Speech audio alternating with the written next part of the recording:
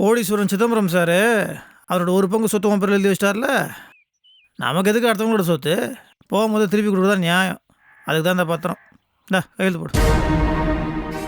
இல்ல, நான் கையெழுத்து போட மாட்டேன். ஓகே, அப்போ அந்த பெரிய மனுஷன் சிதம்பரம் சொன்னது கரெக்டாக போயிடும்.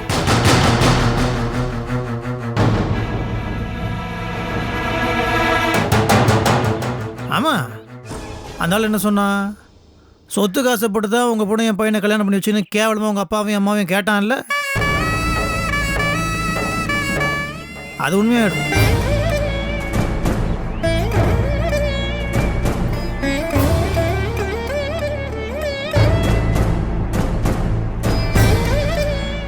பரவாயில்லையா?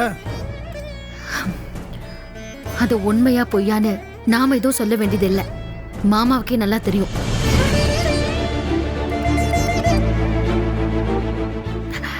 நான் இதுல கையெழுத்து போட முடியாது. உங்களை துபாய்க்கு அனுப்பவும் முடியாது. அதெல்லாம் நீ முடிவு பண்ண முடியாது. கூட நீயும் வரியா இல்லையான்றதை மட்டும்தான் நீ முடிவு பண்ண முடியும். நான் போகிறதெல்லாம் 100% கன்ஃபார்மு. அதை யாருனாலையும் மாற்ற முடியாது.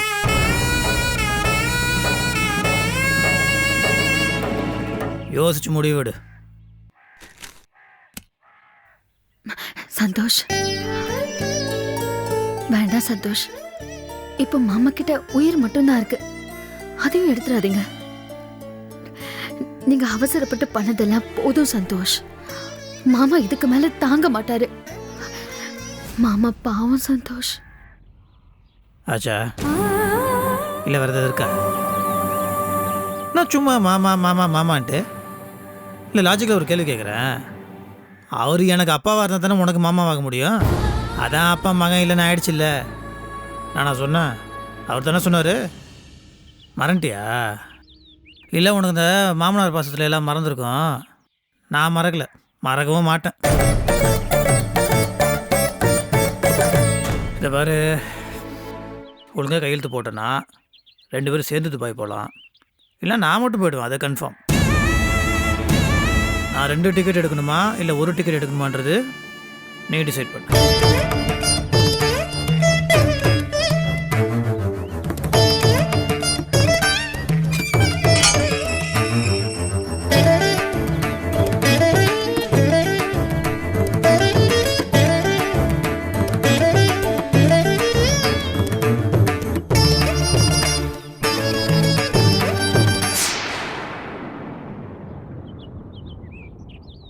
என்னம்மா மாப்பிள்ளை இப்படி சொல்லிட்டு போறாரு?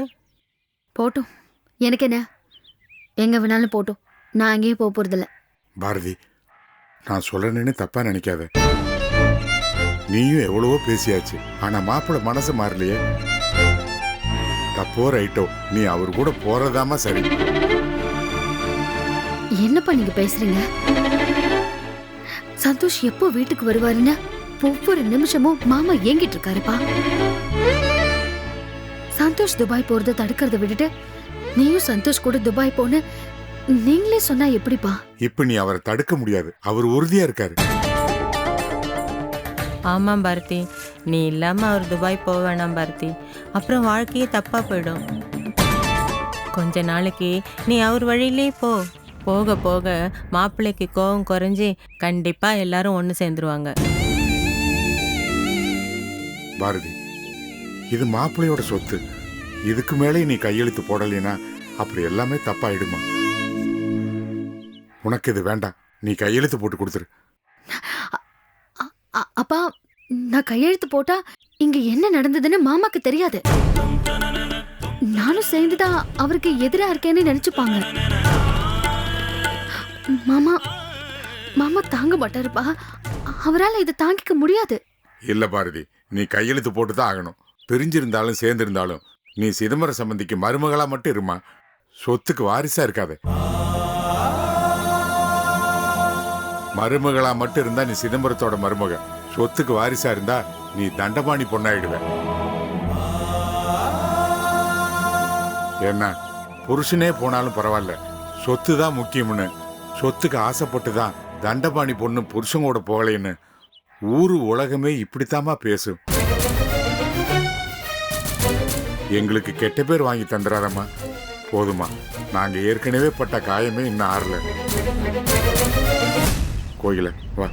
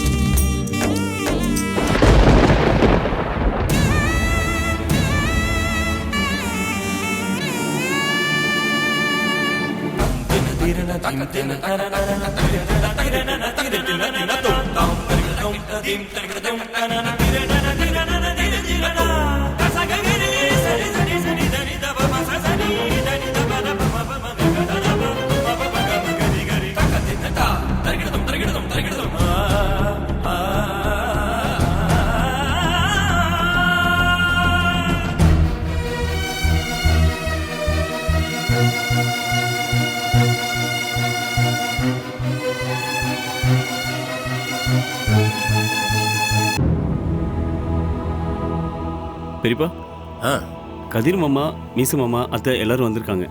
அப்படியா? வரேன்.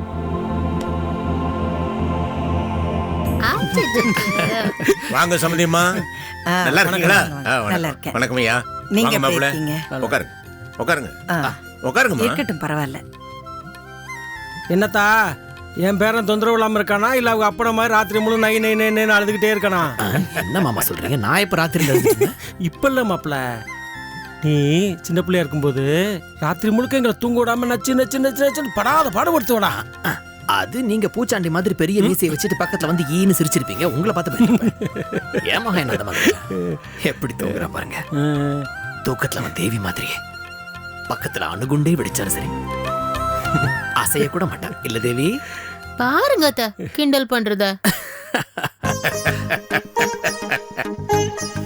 விடுமா, அவன் அழகுல உன்ன மாதிரி.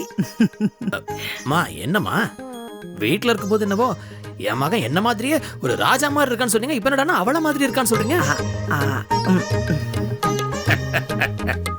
ரெண்டு பேரும் அழகுதான், விடுங்க. தேங்க்ஸ் அத்தை. அழகுல தேவி மாதிரி இருந்தாலும் குணத்துல மாப்பிள்ளை மாதிரி இருந்துட்டு போட்டுமே. என்னப்பா நீங்களும் அவரோட சேர்ந்து கிண்டல் பண்ணிக்கிட்டு? விடுத்தா, குணையா இருக்குதா வேணும், அழகு இருந்தா போதும். சும்மா என்ன மாதிரி. மாமா, நீங்க இப்ப அக்காவுக்கு சப்போர்ட் பண்ணீங்களா இல்ல அக்காவுக்கு கிண்டல் பண்ணீங்களா? கொடுப்பா.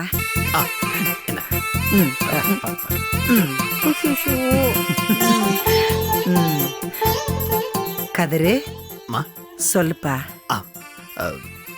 சார், ஒரு வீடு பார்த்து அட்வான்ஸ் கொடுத்துட்டேன். இது இன்னைக்கு ரொம்ப நல்ல நாடா. இப்பதான் தெரிஞ்சது. அதான் இன்னைக்கு நம்ம எல்லாரும் குடும்பத்தோட போய் பால் காய்ச்சலாம் நினைக்கிறேன். செய்யுங்க மாப்பிள்ளை, நல்ல காரியம், சுப காரியம், அழகா செய்யுங்க. சிவகாமி, ராஜேஷ் அழைச்சிட்டு போய் இவங்க வீட்டுல பால் காய்ச்சறதுக்கு என்னெல்லாம் ஏற்பாடு பண்ணமோ அதில் நீ பண்ணி கொடுமா. சரிங்க மாமா. அண்ணே, நீங்களும் வாங்கண்ணே. அப்பா நீங்களும் கூட வாங்கப்பா. நீங்க வராமல ஒரு 8 வந்துட்டு வாங்க.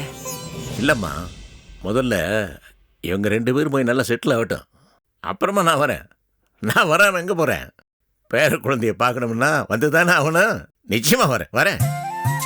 தேவி, நல்ல நேரம் முடியறதுக்குள்ள கிளம்பணுமா, போய் ரெடி ஆயிட்டு வா. சரி, இதோ வந்துடுறேன்.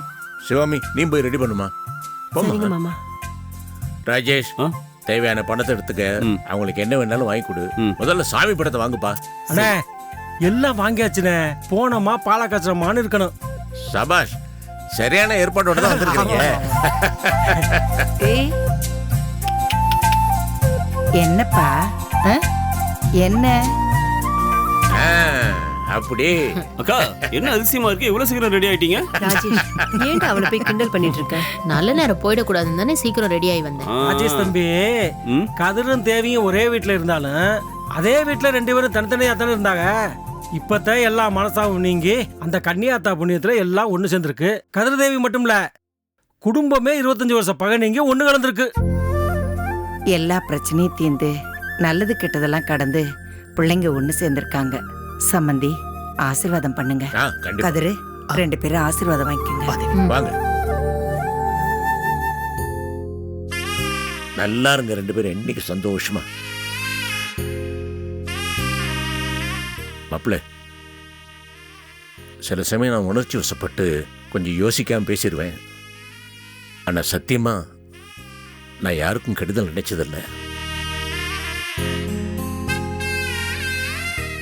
என் மேல குத்தம் இல்லைன்னு நிரூபிக்கிறதுக்காகவே உங்க அப்பா என் மக வயிற்றுல வந்து குழந்தைய ஜனிச்சிருக்காரு.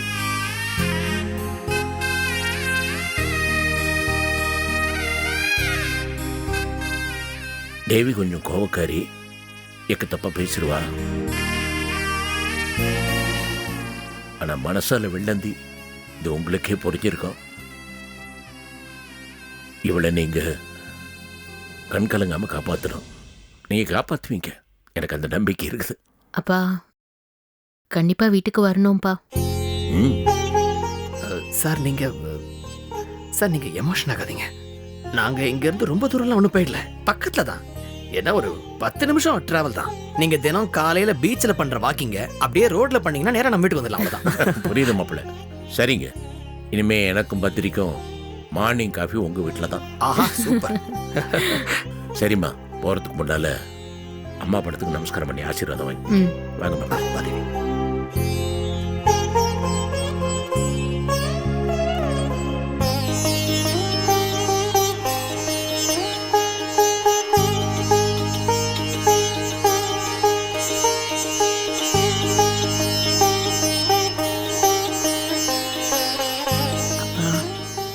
நான் போயிட்டு வரேன்ப்பா. சந்தோஷமா போயிட்டு. சம்மந்தி நீங்க கவலையே படாதீங்க. இனிமே தேவி என் பொண்ணு. அந்த நம்பிக்கை எனக்கு இருக்குதுமா. சரி கிளம்புங்க. அண்ணே, நாளை காலையில உங்களுக்கும் பத்திரிசாருக்கு கதிர வீட்டில் தான் காப்பி. சரி மாப்பிள்ள. சரி வாங்க. வரேண்ணே. போயிட்டு வாங்கம்மா வாங்கம்மா. வரேன் மாமா. போயிட்டு வந்துடுறேன் பெரியப்பா.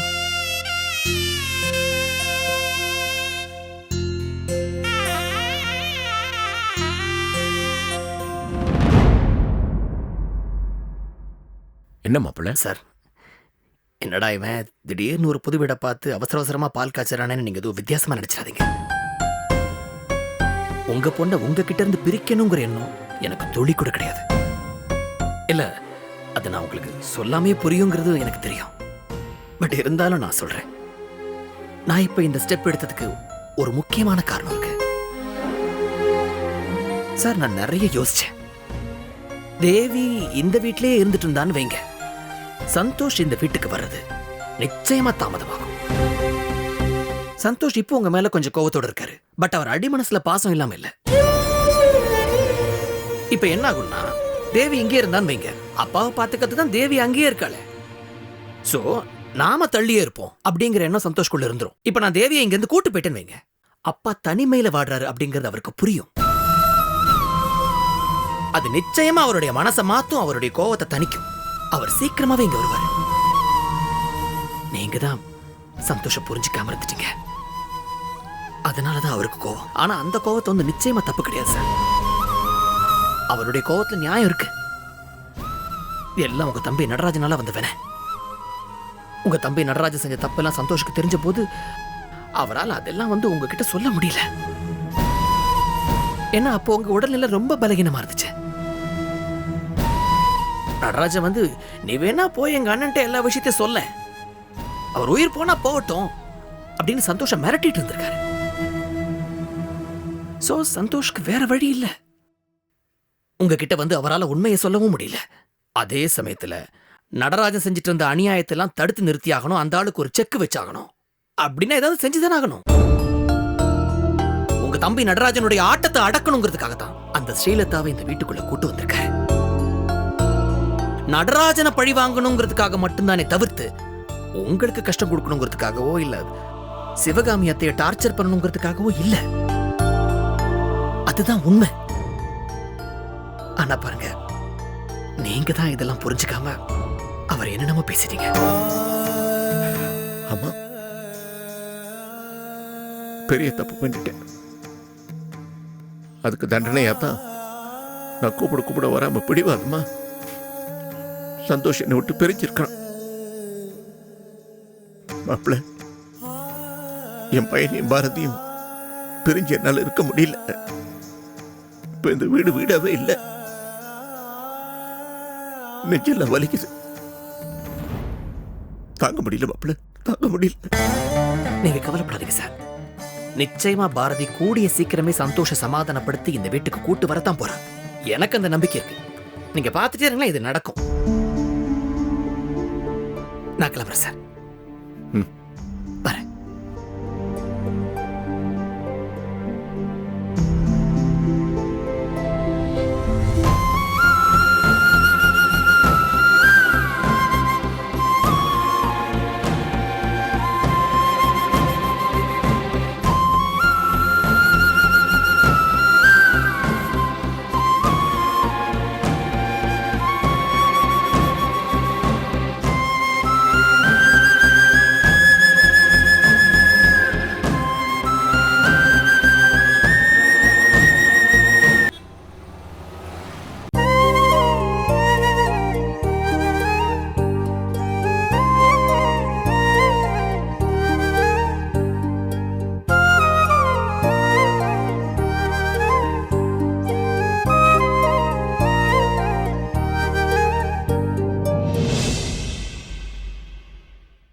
சார் வணக்கம் சார்.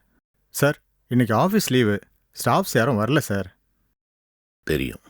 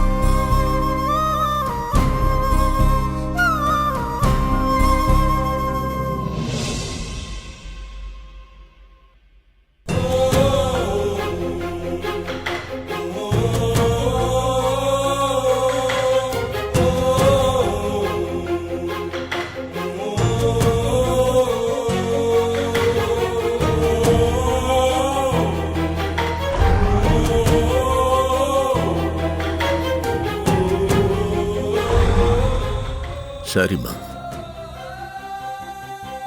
உன்னை ரொம்ப துன்பப்படுத்திட்டேன். Very sorry.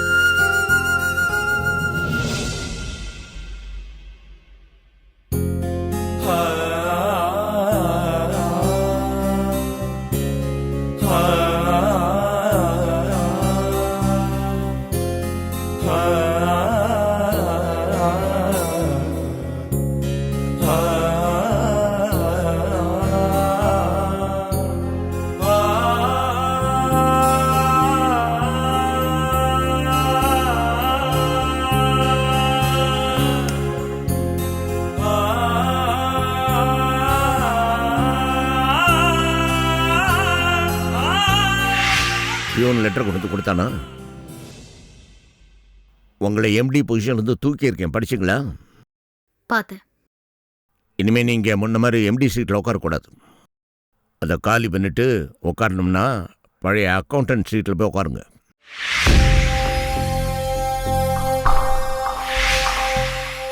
One moment Mrs Bharathi. இன்னிலிருந்து இந்த கம்பெனியோட எம்டி மிஸ்டர் நட்ராஜ்.